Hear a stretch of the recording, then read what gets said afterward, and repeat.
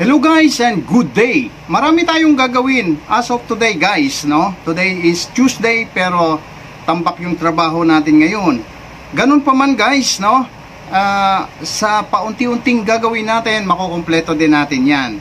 Hindi naman mabilisan, no? So, dahan-dahanin lang natin guys kung ano lang yung kaya. Basta't importante, ginagawa lang natin yung makaya natin sa buong araw. At syempre pa guys, no? After namin makapag toolbox meeting, distribute na rin natin yung kanya-kanyang trabaho. At syempre, uunahin natin guys, no, yung pag-ayos ng air conditioning natin sa accommodation. Kaya kasama rin ako ni Elec, no, na inaayos natin kasi priority natin yan for the comfort, no, ng mga personnel on board. So, aircon guys, no, nag-maintenance kami ni Elec. So, ayan, ginawa na namin. At next naman is yung main air compressor natin guys, no, na patuloy pa rin, no, tino-troubleshoot at ina-assemble na ngayon ni port engineer naman. So kung makikita nyo guys, nag-assemble na si port engineer at pupuntahan din natin siya dyan para silipin to make sure na everything will be okay.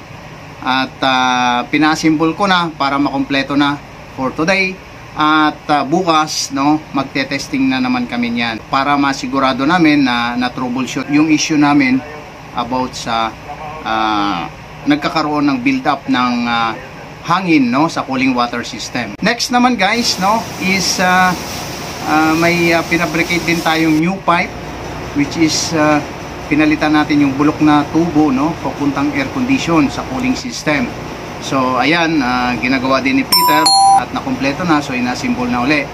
At si second engineer naman guys, no, is sineset up naman niya, no, yung another spare, no, ng main engine exhaust valve, yung valve spindle at saka yung valve seat, no, sinalpak na doon sa machine natin, no, sa grinding machine para unti-unting hasain.